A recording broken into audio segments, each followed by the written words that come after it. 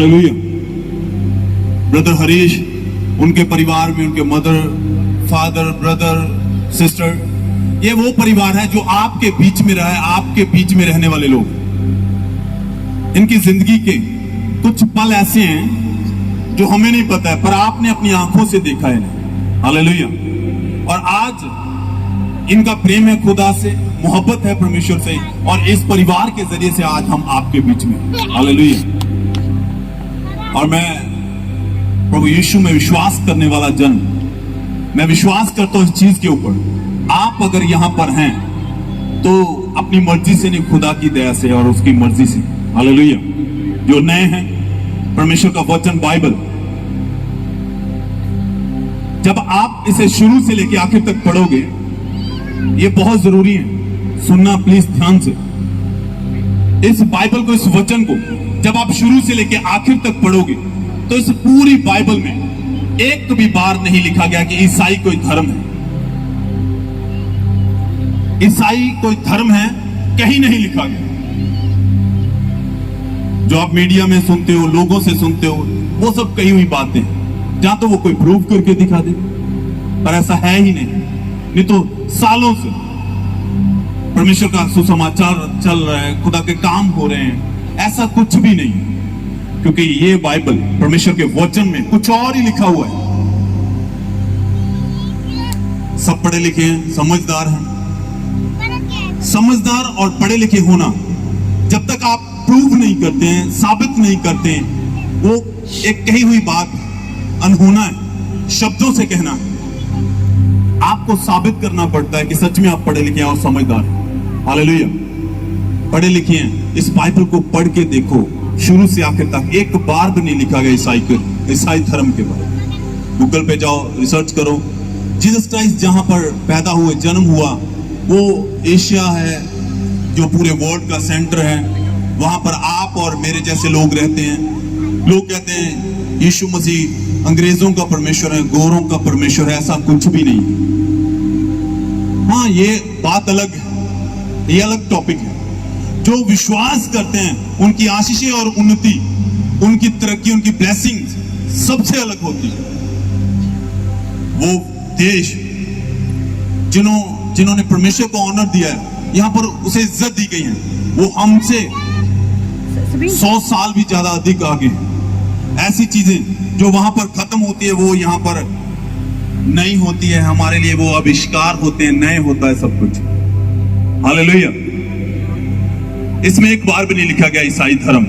Bible कहती है परमेश्वर ने पूरी सृष्टि को रचा है। सब जानते हैं, किसी को पूछ लो खुदा कितने हैं, सब कहेंगे एक ही है। सबको पता है पूरी सृष्टि को रचने वाला खुदा एक ही है, पर है कौन वो, ये जानना बहुत जरूरी है, समझना पड़ेगा ये है कौन। बाइबल कहती है परमेश्वर ने सब कुछ रचा शब्दों से, पर जब इंसान को बनाने की बारी आई तो उसने खुद क्रिया की, मेहनत की। सिंहासन छोड़ा उसने, अपना स्वर्ग से उतरा, उसने मिट्टी ली, उसमें पानी डाल के गूंदा और उससे एक बुद्ध, मिट्टी से एक इंसान की रचना की उसने। वो अभी बुद्ध ही था। बाइबल कहती है, वचन को जब पढ़ते उसमें लिखा है कि उसने अपनी सांसें देके उसे जिंदगी दी। इंसान जीवित कब हुआ? जब परमेश्वर ने अपनी सांसें उसके अंदर डाली। हालेलुया। और जिस इंसान को खुदा ने अपने हाथों से बनाया, लोग आज उसे बाबा आदम करके जानते हैं, माँ हवा करके जानते हैं। हाथों से बना के परमेश्वर ने पूरी सृष्टि के ऊपर उसे अधिकारी ठहराया, सबसे ऊपर, अधिक शक्तिशाली, बुद्धिमान, हर एक चीज से अलग। इंसान के पास खुदा ने वो सब कुछ दिया जो जानवरों, पशु पक्षियों के पास नहीं, सबसे उत्तम। या फिर आज की भाषा में या लैंग्वेज में बोलो कि परमेश्वर के हाथों का बना हुआ ब्रांड जो है वो इंसान है, जिसे बनाकर धरती पर अधिकार दिया हर एक चीज के ऊपर। बड़ी बड़ी चीजें, जानवर भी उसके अधीनगी में है, जो चाहे आदम उससे करवा सकता है। हालेलुया। मेरी आवाज साफ सुन रही है आपको? प्लीज हाथों को उठाएं जरूर। बाइबल तो कहती नहीं ईसाई धर्म है, तो फिर ये जात पात और ये धर्म कहां से आया? क्योंकि इसके विषय में बाइबल में लिखा ही नहीं है। जीसस क्राइस्ट, यीशु मसीह, जिसने आदम को हाथों से बनाया, उसने कहा ही नहीं आदम तू ईसाई है, क्रिश्चियन है। कहीं भी पढ़ लो, वो तो लिखा है, बाइबल कहती है आदम था, वो इंसान था जिसे हाथों से रचा, मिट्टी से उत्पन्न किया, धरती पर सबसे उत्तम बनाया, सब चीजों के ऊपर अधिकारी ठहराया। फिर ये जात पात कहां से आई? मैंने पहले कहा था, पढ़े लिखे होना आपको अपनी बुद्धि का और प्रमाण देना पड़ेगा, तभी समझ पाते हैं। ये ऐसे लोगों का बनाया हुआ इंसान, जहां लोगों के प्रति, भाई भाई के प्रति, एक दूसरे के प्रति बनाया हुआ ऐसा जाल जिसके बीच में लोग फंसे हुए हैं। और आज जानवरों से अधिक प्रेम है, पर आपस में नहीं। अगर मैं आपसे प्रेम नहीं कर सकता, भाई बहन की तरह, माँ बाप की तरह आपको टेढ़ नहीं कर सकता हूं, बात नहीं कर सकता हूं, तो मुझे किस चीज का घमंड है? हालेलुया। मतलब इंसान इंसान से मोहब्बत नहीं करता है, चीजों से है, शान शौकत, बहुत सारी चीजें, नाशवान, सब चीजों से।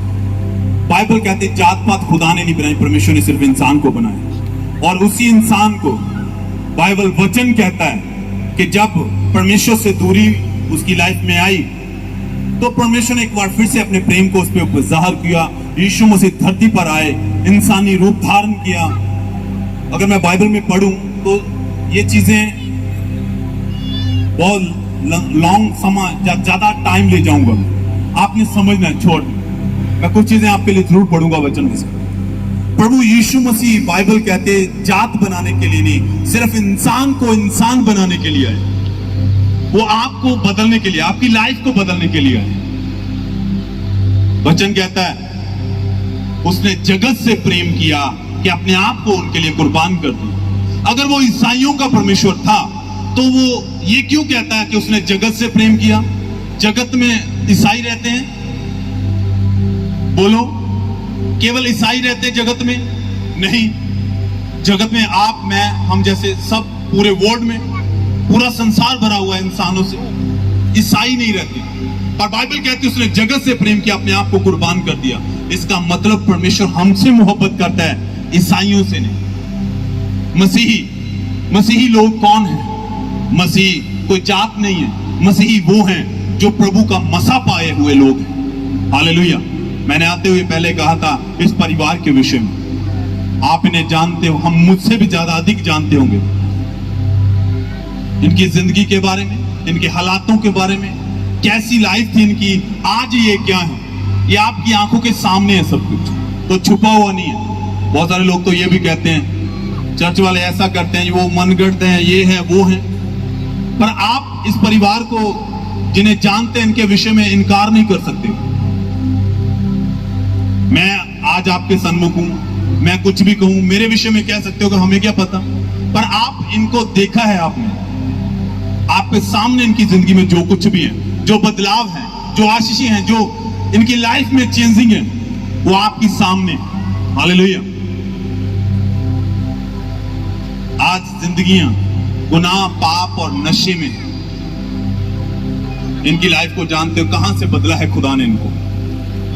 ब्रदर हरीश की जिंदगी में उनके फ्रेंड्स होंगे बहुत सारे जिनके साथ वो खेलते रहे, वो जानते होंगे अच्छे से कि उसकी जिंदगी कैसी थी, कैसे था उसका चरित्र, उसका कैरेक्टर, उसकी लाइफ कैसी थी। पढ़े लिखे थे, गरीबी में रहे हैं, जहां पाप में रहे हैं, उनका लाइफ, उनका स्टाइल, उनका स्टेटस क्या था आप जानते हो, पर अब क्या है वो भी आपके सामने। हालेलुया। मतलब जो आप सुनते हो लोगों से, वो सरासर पूरा झूठ है। जब आप बाइबल को पढ़ते हैं, प्रभु यीशु मसीह के पास आते हैं, तो ऐसा बदलाव आपको नजर आता है। हालेलुया। धरती पर केवल प्रभु यीशु मसीह ऐसे हैं जो आपसे प्रेम करते, मोहब्बत करते। अगर वो ईसाइयों का परमेश्वर होता, जीसस क्राइस्ट ईसाइयों से प्रेम करता, तो शायद ये परिवार आज इतना आशीषित और इतना ब्लेस्ड ना होता, क्योंकि ये तो प्रभु को जानते नहीं थे। पर जब जाना, बदलाव तब हुआ। एक बात और जो प्रभु में पहले से भी है, उनके लिए भी है जरूरी, प्रार्थना, परमेश्वर की हजूरी में आना, बदलाव, वो चेंजिंग प्रार्थना बदलाव को लेके आती है, पर कहां होता है बदलाव? प्रार्थना द्वारा आप परमेश्वर की योजनाओं को नहीं बदल सकते। खुदा की योजना जो है आपके विषय में, आप उसे नहीं बदल सकते, वो वही रहेगी। बदलाव प्रार्थना के द्वारा आपकी जिंदगी में आता है, जैसा इस परिवार में आया। हालेलुया। अगर मैं एक उदाहरण दूं बदलाव के विषय में, प्रार्थना करने वाला जन, अगर आप प्रार्थना कर रहे हो तो आपकी जिंदगी आपकी बदलेगी, आपका लाइफस्टाइल, आपका सिस्टम बदलेगा। परमेश्वर में कहीं कोई बदलाव नहीं आता। तो उस अंडे को बहुत बार आपने, कई बार बहुत सारे लोगों ने चेक किया होगा। क्या होता है उसमें जब अंडा दिया जाता है? एक लिक्विड, एक पदार्थ होता है जो अंडे का बाहर से कलर अलग हो सकता है, पर अंदर जब आप उसे फोड़ कर देखोगे तो सेम लिक्विड, सेम एक सा होता है। जब वो मादा, वो फीमेल उन अंडों के ऊपर बैठती है, 1 दिन, 2 दिन, 3 दिन, 4 दिन, 5 दिन, 20-21 दिन, तो मादा जो है वो बदलती है या अंडे बदलते हैं? अंडे। बदलाव कहां होता है? अंडों में। जो लिक्विड था जिसके ऊपर वो बैठती है, मादा में, उस मां में बदलाव नहीं हुआ है, बदलाव उसके अंदर हुआ है जिन अंडों के ऊपर वो बैठती है। ऐसा ही कुछ बदलाव है प्रार्थना के द्वारा आपकी लाइफ जो इस परिवार में इन्होंने डेडिकेट किया, खुदा को लाइफ दी, परमेश्वर को। ये 2, 4 दिन, 5 दिन की बात नहीं है। 5 दिन प्रार्थना में बैठे बदलाव। वो फीमेल, उसे पता है कुछ दिन तक, जब तक उन अंडों से बच्चे बाहर नहीं आते हैं, क्या वो उसके पास कैलेंडर होता है या वो नोटिस करती है कि नहीं बस 20-21 दिन बैठेंगे? नहीं, वो तब तक बैठती है जब तक उनमें से बच्चे नहीं निकलते। मतलब ऐसे जन, ऐसे खुदा से मोहब्बत करने वाले लोग जानते हैं कहां बदलाव आएगा और हमने कब तक बैठना है। जब तक बैठे रहेंगे, आशीषित होते रहेंगे, ब्लेसिंग आती रहेगी, मुस्कुराते रहेंगे आनंद से। हालेलुया। ये बदलाव, प्रार्थना से बदलाव आता है, पर आपके जीवन में आता है परमेश्वर में नहीं, खुदा में नहीं। खुदा के वचन में लिखा है, बाइबल मती नए लोगों के लिए है, ये जरूरी है। वचन केवल प्रभु यीशु मसीह के, बाइबल में ही लिखा है कि बोझ के नीचे दबे हुए लोगों मेरे पास आओ, मैं तुम्हें आराम दूंगा। पढ़ देता हूं मैं। जो चर्च जाते हैं उन्होंने तो बहुत बार सुना भी है, पर फिर भी मैं आपके लिए पढ़ूंगा जरूर। ये खुद से नहीं है सब कुछ। मत्ती 11:28, हे सब परिश्रम करने वालों और बोझ से दबे हुए लोगों मेरे पास आओ, मैं तुम्हें विश्राम दूंगा। 29 में लिखा, मेरा जुआ अपने ऊपर उठा लो और मुझसे सीखो, क्योंकि मैं नम्र और मन में दीन हूं, और तुम अपने मन में विश्राम पाओगे, क्योंकि मेरा जुआ सहज और मेरा बोझ हल्का है। आमीन। क्या कहा परमेश्वर ने? बोझ के नीचे दबे हुए लोगों, कुचले हुए लोगों, बीमार, कैसी भी हालत क्यों नहीं है, उन सबको पुकार रहा है। यहां पर क्या कहा परमेश्वर ने? बोझ के नीचे दबे हुए लोगों। ये नहीं कहा हे बोझ के नीचे दबे हुए ईसाई लोगों मेरे पास आओ। वो कहता ऐ बोझ के नीचे दबे लोगों मेरे पास आओ, और कहता मैं नम्र हूं, मैं दीन हूं। जीसस क्राइस्ट, यीशु मसीह, वो दुहाई देता है और पुकारता है उन लोगों को जो आज गुनाह और पाप में, बदी में, नशे में। नशा घर घर की स्टोरी है। पाप, चोरी, चुगली, तरह तरह की बुराइयां लोगों की जिंदगियों में, यंग भाई बहनों की लाइफ में पाई जाती है। ये परमेश्वर की ओर से नहीं है, और ना ही उनको जन्म देने वाले माँ बाप की ओर से। एक बाप चाहे खुद पूरी जिंदगी उसने नशा किया हो, पर वो कभी नहीं चाहेगा कि उसका बेटा भी नशा करे।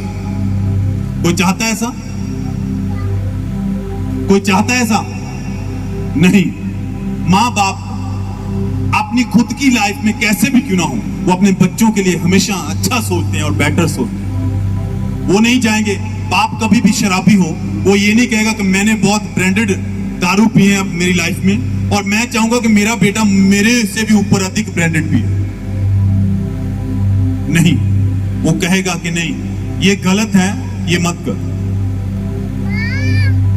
ऐसे लोगों को खुदा बुला रहा है, बोझ के नीचे दबे लोग। कुछ चीजें ऐसी हैं जो कर्ज हैं, पाप है आपकी जिंदगी में, सिवाय यीशु मसीह के आपकी लाइफ में बदलाव कभी नहीं आएगा। मैंने इस परिवार के विषय में, क्योंकि मैं इनके विषय में बार बार बात करूंगा आपसे, क्योंकि इनको आपने देखा, इनकी लाइफ को देखा है आपने। इनकी जिंदगी ऐसी थी, गरीबी में थे, हालात खराब थे, बीमारी में रहे हैं, कर्ज के नीचे रहे हैं, पाप में थी जिंदगी, बहुत ऐसा सब कुछ।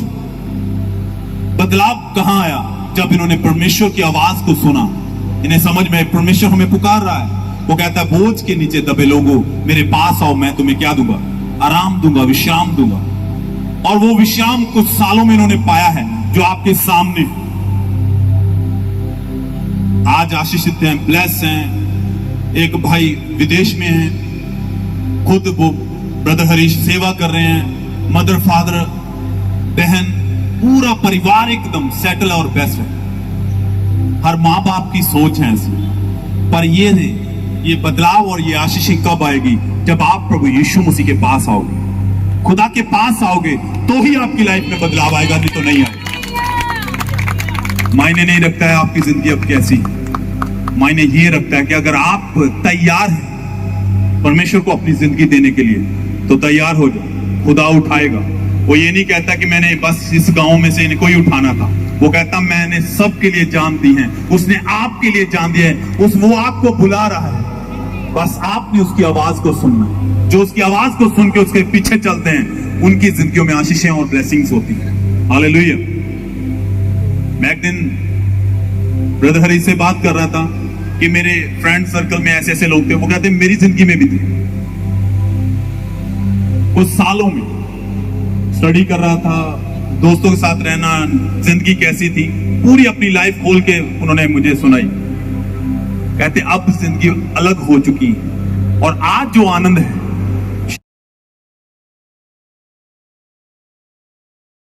उनको याद करते हुए, हाथों को उठाते हुए, क्योंकि उसके जैसा कोई नहीं है धरती पर। वो अकेला ही है जो जीवित है, उसके जैसा कोई नहीं है। अपनी आंखों को बंद करते हुए, हाथों को उठाते हुए,